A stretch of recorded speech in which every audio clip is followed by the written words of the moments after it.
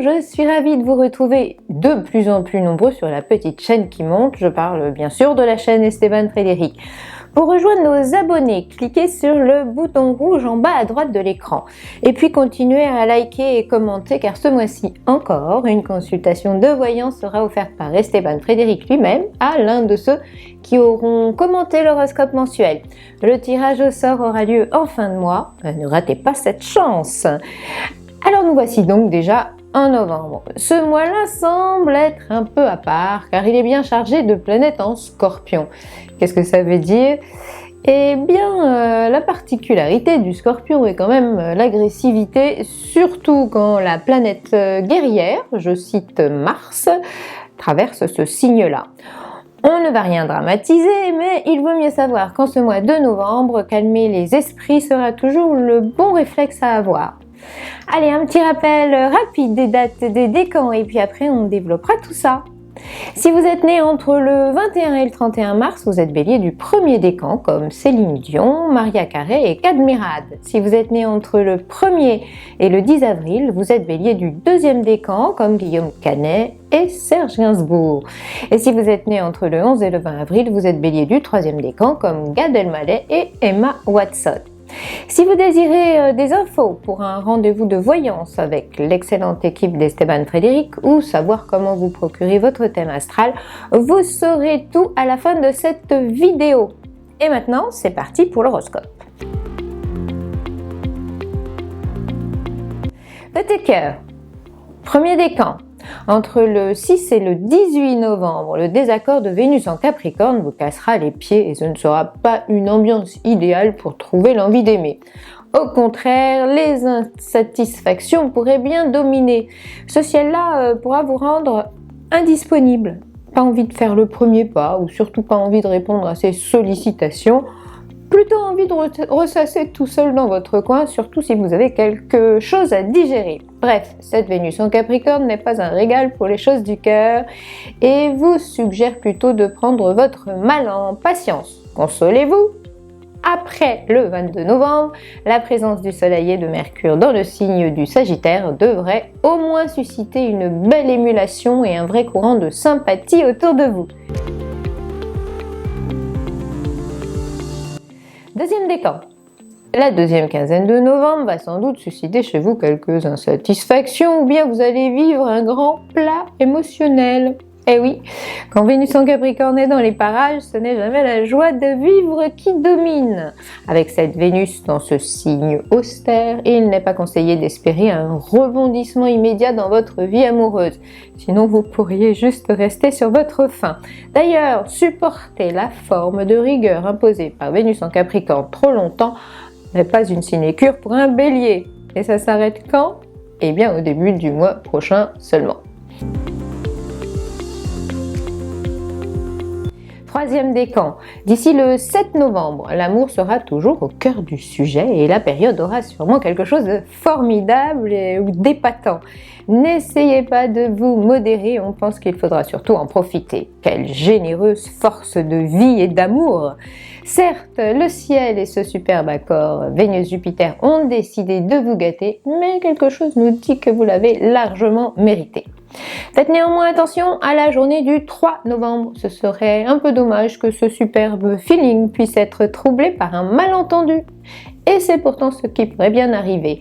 Ce jour-là, faites attention aux mots que vous utiliserez et faites en sorte que vos messages soient bien clairs.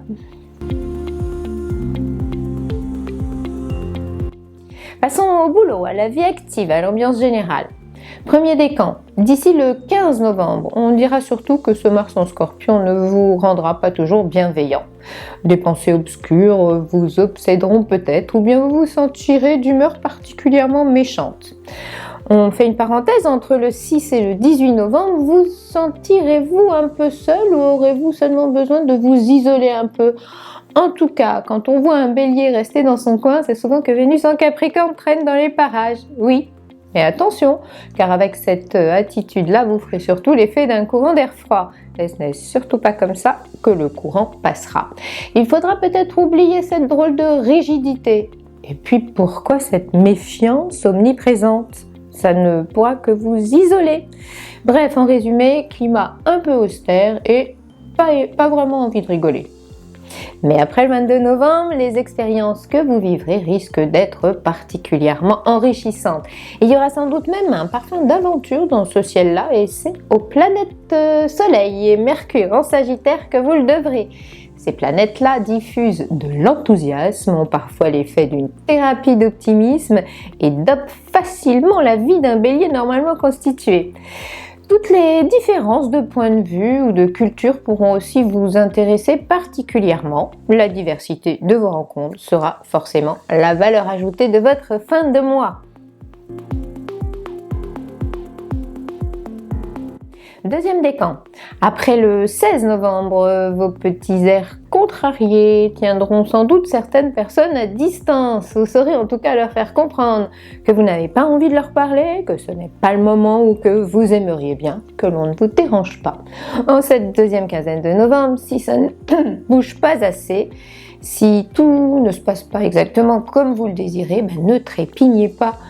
Le désaccord de Vénus en Capricorne évoque facilement frustration, lenteur ou solitude.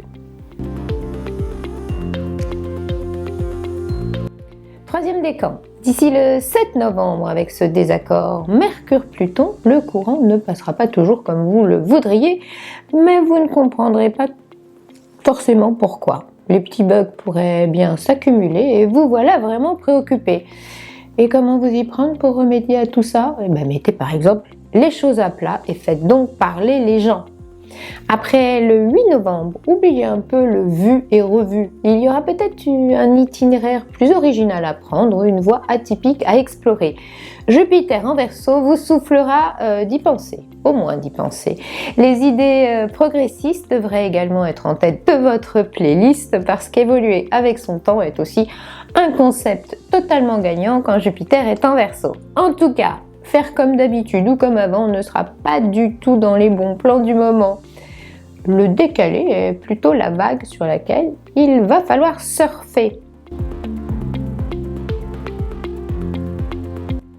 Alors amis Bélier, pour l'horoscope de novembre, c'est fini. Mais vous savez sans doute que pour vos questions personnelles, la voyance est idéale parce qu'elle peut vous apporter des réponses plus précises.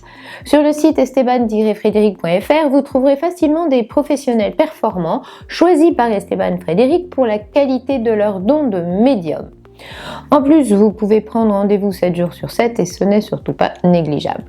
Enfin, j'invite ceux et celles qui désirent mieux se connaître, mais aussi découvrir tout ce que l'astrologie révèle sur leur potentiel et leur évolution, à faire leur thème astral. Cette étude se trouve dans la rubrique astrologie du site esteban-frédéric.fr et c'est une interprétation riche et complète de votre carte du ciel. Vous voulez savoir ce que toutes ces planètes qui habitent le ciel de votre naissance disent sur vous et votre futur ? Alors n'hésitez pas à vous offrir votre thème astral. Et puis, munissez-vous de votre heure de naissance. Elle est nécessaire à l'élaboration de cette étude phare de l'astrologie. Il me reste à vous donner rendez-vous le mois prochain sur cette même chaîne Esteban Frédéric, évidemment. Et d'ici là, recevez mes amitiés cosmiques.